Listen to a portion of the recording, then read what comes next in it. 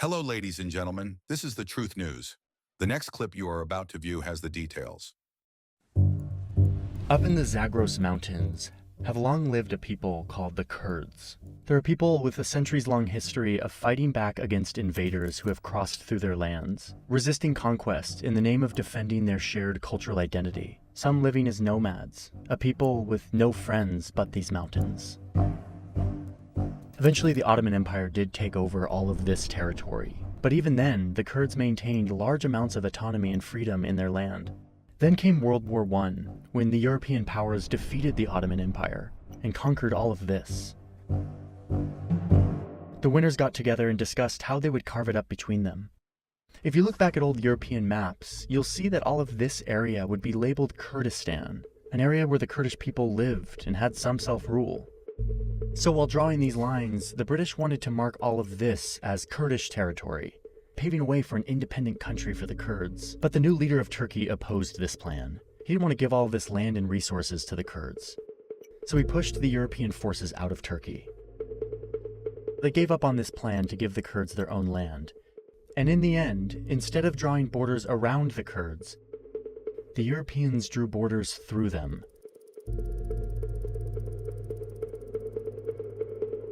What could have been Kurdistan was now 5 different territories. The Kurds split between them. But at first, these were just lines on a map, and the Kurds continued to move through this region. Eventually, the Europeans left, and these became independent countries with leaders who wanted to consolidate and centralize power. So these lines hardened, restricting the Kurds' movement and their livelihood in this region. But even still, across this region, the Kurds didn't give up on their idea of someday gaining independence, self-rule, or maybe even a country of their own. I don't like the feeling of being in the 1900s. The Kurds in each of these new countries took different approaches to fight for an independent Kurdish state. Some Kurds would use politics, others would use violence. The early uprisings were crushed by the leaders of these new countries, who saw the Kurds as a threat to their efforts to unify their country around a common language and culture.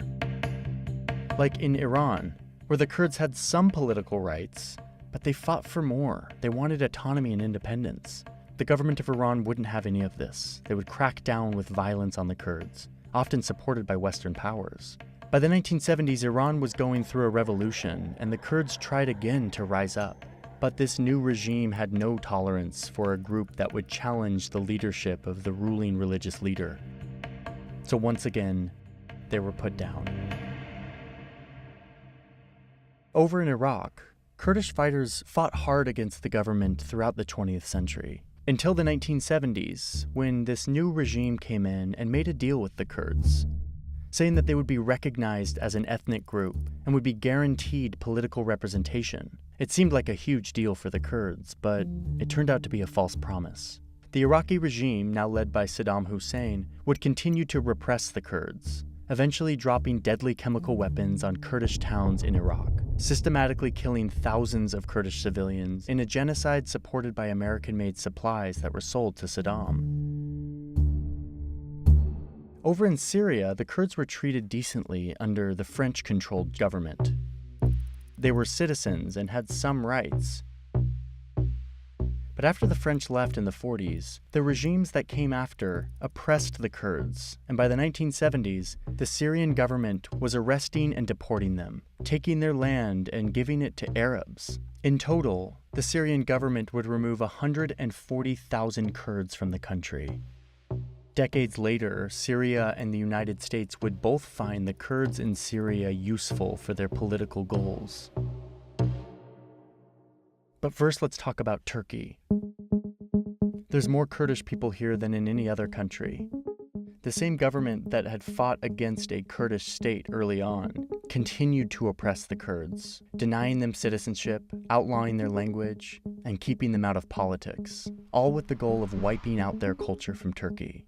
As a part of this Turkification campaign, which tried to unify Turkey under one culture, targeting the Kurds and other ethnic minorities. Some Kurds fought back against this in the early years, but were quickly crushed by the Turkish state, leading to the creation of an armed insurgent group with communist ideology.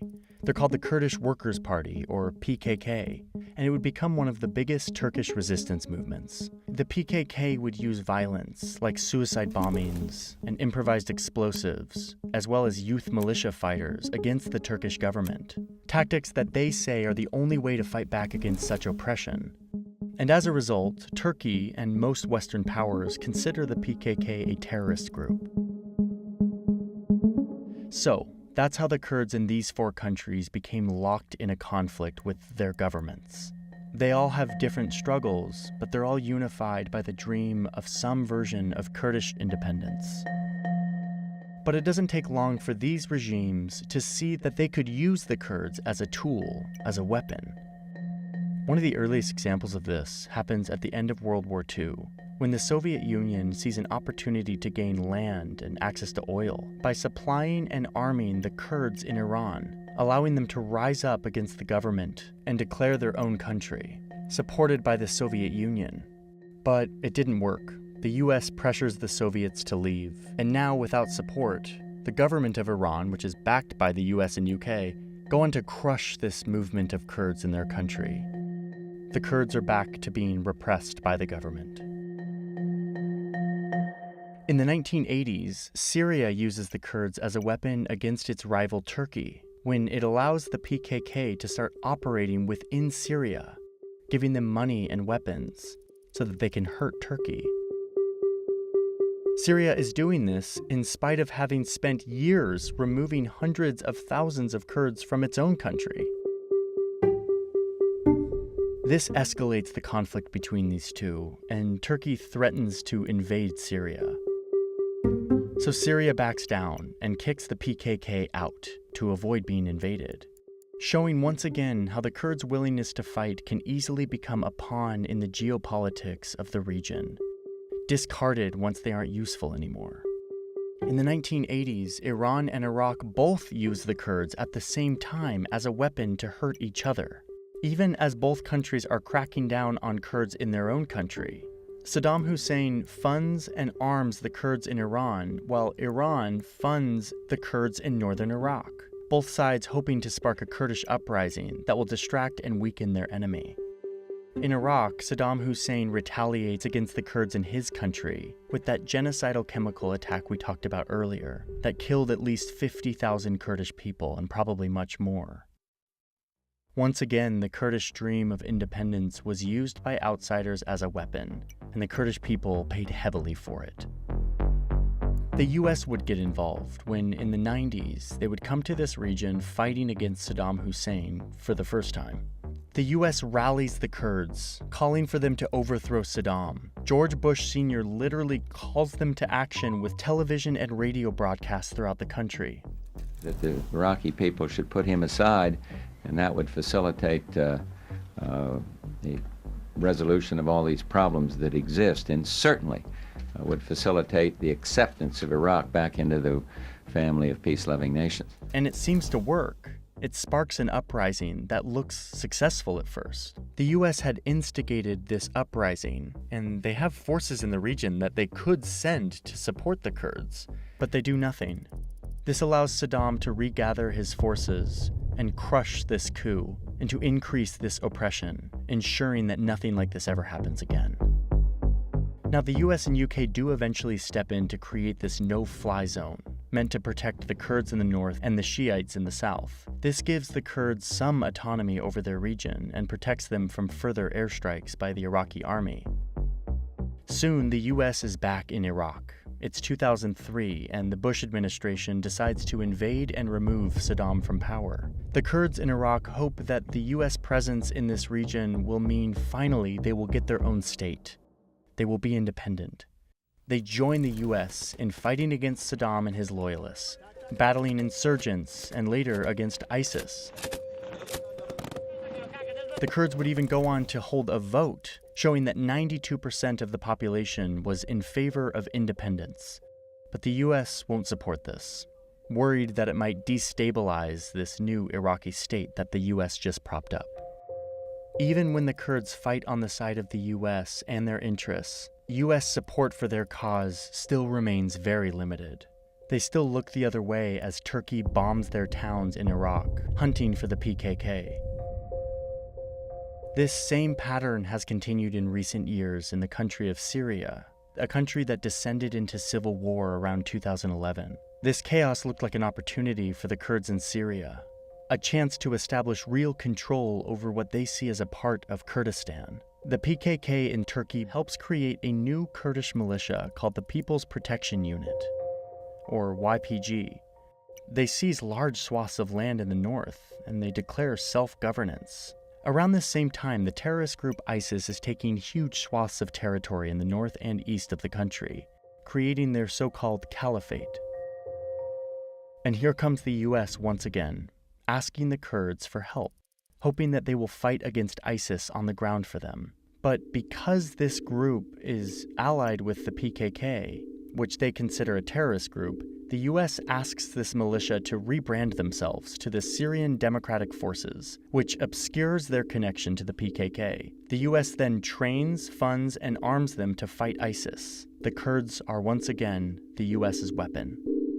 This plan works, and with help from US airstrikes, this Kurdish militia kicks ISIS out of more and more land. But Turkey hates this. All they see is a potential Kurdish state right on their southern border, a safe haven for the PKK that will allow more attacks against the Turkish military. But Turkey can't attack this branch of the Kurds while they're being supported by the United States. Lucky for them, there's a new president in the White House, and he's promised to pull the US out of the war in Syria. And in 2019, to the dismay of the Kurds, he makes good on this promise. With the US out of the way, Turkey invades, launching airstrikes and artillery against the Kurds in this border region, saying that their plan is to create a 32-kilometer deep safe zone right here along the border, and that no Kurdish forces are allowed to be here. The plan was to then resettle Syrian refugees currently living in Turkey. It's a brutal campaign that looks a lot like what Syria was doing to the Kurds in the 70s. The US completely abandons the Kurds, even after using them to fight their enemy ISIS. Turkey, a NATO and US ally, continues to bomb them, using weapons from the United States. They spend the next 4 years sending drone strikes and airstrikes into Syria and Iraq, anywhere they think the PKK has a presence. This map shows all of their attacks during this time. You can see that it's not just against the Kurds in Turkey, but across this whole region. Today, the Kurdish groups in this region vary more widely than ever, each with different values and visions for the future, forged from each of their unique struggles and traumas. Kurdish groups still fight the government in Iran with the goal of creating their own state. The Kurds in Iraq did gain some autonomy from the US in the new Iraqi constitution, but it doesn't seem like this autonomy will last, as recently the Iraqi army is fighting with the Kurds to maintain control over the oil resources in this area, to keep the Kurds economically dependent on the central government so that they never break away. Once again, the US is not supporting the Kurds in this fight. Turkey continues its offensive against the PKK and other Kurdish groups in the region, and they continue to crack down on the Kurds politically, arresting Kurdish politicians and activists, censoring journalists, to intimidate the Kurdish people from participating in the election. The Kurds in Syria face a new and uncertain future. They do have some autonomy up here in the north, but are surrounded by enemies, no longer counting on any support from the US. The story of the Kurds is the story of a people who are willing to fight like few others, all in the name of their culture and identity. That willingness to fight has presented a threat to regional governments, bent on control of their people and the resources within their borders. That willingness to fight has also been hijacked by outside powers, turning the Kurds into a pawn to fulfill geopolitical objectives, each time showing how willing these powers are to use the Kurds and then abandon their cause.